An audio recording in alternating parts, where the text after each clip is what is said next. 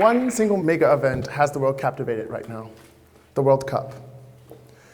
As you all know, the World Cup is taking place right now all over Brazil. And it brings up a lot of issues that we could talk about. But in this context, I want to talk about mega events in the developing world, specifically the issue of urbanization, as many of Brazil's large cities are impacted by the World Cup. Myriad issues are brought up, as I've stated, specifically with the main city, or the largest city in Brazil, which is Sao Paulo, home to 20.5 million people. It is the only mega city in Brazil. Brazil in itself is a very urban country. 85% of the nation is urban. This is similar to the US, the UK, Canada, Chile, all OECD countries. Sao Paulo is having more or less of a flatlined growth rate, so around 1%. However, urbanization is still a critical issue because migrants are still coming and flooding into Brazil's cities for jobs, for opportunity, what cities have represented for a very long time, including here in the developed world. Between 2005 and 2010, more of the world is living now in cities than before, and fewer are living in non-urban areas, rural areas. Most of that development in urban areas is coming from the developing world. Developing world meaning mostly Asia, Africa, and Latin America. Asia is the largest place where a lot of megacities are. 21 out of 37 current megacities are in Asia, and that number is set to rise by 2025. Africa is also a region, although it is to a lesser degree urbanizing. It is still urbanizing in a very fast pace compared with the developed world. The trend is towards megacities. Megacities are big cities that are over 10 million people. Sao Paulo is home to 20.5 million people. Rio de Janeiro to 12.5 million people. You see favelas. Favelas are cities within a city. They are on the hillsides and on the outskirts of the city, so outside of the main commerce area. Favelas are more or less shanty towns, and before they were considered no-go areas.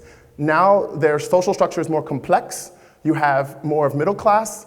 50% of Brazilians who live in favelas are considered middle class, and this is steadily increasing. The largest one outside of Rio de Janeiro is Rosinha. Unofficial estimates are 180,000 residents. Urbanization is happening right here at the doorstep of the second largest city in Brazil.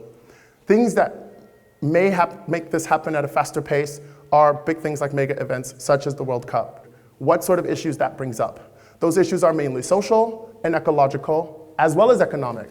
Economic gets a lot of attention. This is the reason why the World Cup is so important. This is the reason why global federations try to bring events to developing worlds, to help them develop, to help them build infrastructure, to help them bring opportunity and tourism to their people and to their country. However, it's also important for sociological reasons that may be overlooked very easily, and ecological consequences that the country may have to pay for forever and a day after the fanfare has left and after the samba has been danced.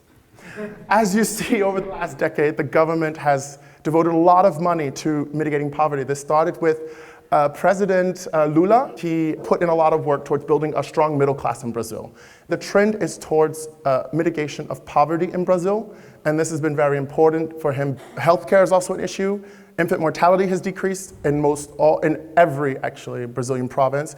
Bolsa Familia is a policy started by the former president Lula. Bolsa Familia allowed for a lot of base costs to be covered for the poorest families, so that they could live their lives without so much stress. Education has been a big component of that, educating the society. Nevertheless, there are still qualms that people have with these policies. People still don't feel that they're getting enough of the money. And I think that the expenses for the World Cup sort of helped exacerbated this social tension. Stadiums, as we've said, has been 3.5 million US, transportation, airports, security, ports, telecommunication. Most of this will be very vital infrastructure for the Brazil of tomorrow. How do we justify building these large stadiums? Will they be put to use afterwards? Is there enough? How do we justify this? Is there enough fan interest in cities such as Fortaleza or Manaus, and poorer cities? Manaus is in the middle of the rainforest in Amazonas region. It's the largest city in Amazonas. However, it may not have the fan base to justify building such a large stadium for 44,000 people. Most of the infrastructure projects that they promised have not come through in the last 4 years, almost 5. They promised 11, I think 2 or 3 got done. There's no plan for bus rapid transit. There's no plan for any light rail transit. There's no plan for anything that could help people who don't have cars. And even still, for climate impacts, you want to not promote the use of private vehicles. Even the Índios, so the native Brazilians, have picketed or demonstrated against what's happening. People have grievances and they want to be heard. They just want to show the world what has been happening in Brazil because now they have the world's attention. People have been kicked off land and roads have had to be widened and stadiums have had to be built. Rainforests had to be sacrificed. I mean, there are real impacts, social and ecological. People are still skeptical. And they are right to be skeptical because they know that congestion has not necessarily been bettered. Air pollution is still bad. These are the ecological outcomes of the current urbanization that's happening in Brazilian cities, not to mention the rainforests. So I bring you the question whether the risk is worth the reward. Yes or no? We've seen it here in Munich, 72. It brought us the S-Bahn.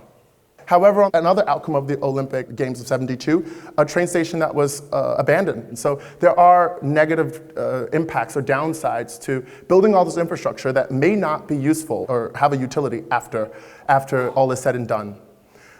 And with the debate that Munich 2018 for the Winter Olympics bid faced, there was an Olympia movement and it actually won more or less. Munich did not get picked. There was a lot of public opposition over time because people recognized they probably wouldn't benefit from it. So all I want to say is that with Germany having its role in the world as a global leader for climate, as a global leader for urbanization, with having some of the most advanced cities with the greatest public transport infrastructure, zoning, mixed-use zoning, green spaces, it has been used as a template both in the US and now, hopefully, in Brazil. Brazil has even hosted now the ICLE conference. So pulling from the transatlantic and the transatlantic relations and building on a multilateral approach to facing urbanization and climate change, as well as the social concerns that have to be met, Brazil is marching forward. It has hosted the Rio Plus 20 conference just 2 years ago. It's bringing together cities, national states, the private sector, the people, and the markets. This is very important for the future.